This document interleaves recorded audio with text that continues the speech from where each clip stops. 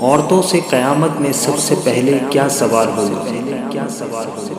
ارشاد نبی صلی اللہ علیہ وآلہ وسلم ہے، حضرت انس رضی اللہ تعالی عنہ سے روایت ہے کہ آپ صلی اللہ علیہ وآلہ وسلم نے فرمایا، قیامت کے دن عورتوں سے سب سے پہلے نماز کے متعلق سوال کیا جائے گا کہ پابندی کے ساتھ وقت پر ادا کیا تھا کہ نہیں۔ پھر شوہر کے متعلق سوال ہوگا کہ اس کے ساتھ کیسا برتاؤ کیا تھا۔ اس حدیث کے فائدے میں لکھتے ہیں، حشر کا میدان جو قلب و جگر کو پگھلا دینے والا ہوگا، اس میں عام مسلمانوں سے خواہ مرد ہو یا عورت سب سے پہلا سوال نماز کے متعلق ہوگا۔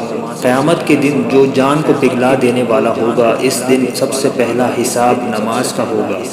حضرت انس رضی اللہ تعالی عنہ سے مروی ہے کہ آپ صلی اللہ علیہ وآلہ وسلم نے فرمایا، قیامت میں سب سے پہلے نماز کا حساب ہوگا، اگر یہ صحیح نکلا تو دوسرے اعمال بھی صحیح نکلیں گے، اگر اس میں گڑبڑ ہوئی تو دوسرے اعمال میں بھی گڑبڑ ہی ہوگی۔ عورتیں نماز میں بھی کوتاہی کرتی ہے۔ نئی عمر کی جوان عورتیں اکثر تارک نماز ہوتی ہیں، کچھ تو بہانہ بناتی ہیں، بچوں کا پیشاب کپڑے میں لگا رہتا ہے۔ افسوس کہ یہ سب بہانے قیامت میں نہیں چلیں گے، جب سزا ملے گی تب پتہ چل جائے گا۔ اس لیے عورتوں کو چاہیے کہ نماز کی پابندی کریں۔ گھر کی بڑی عورتوں کو چاہیے کہ چھوٹی عمر ہی سے پابند صلاۃ بنائیں۔ شروع عمر کی عادت اور پابندی کا اثر پوری عمر باقی رہتا ہے۔ فرائض شریعہ کے مطابق عورتوں سے شوہر کے حقوق اور ان کی خدمت کے بارے میں سوال ہوگا۔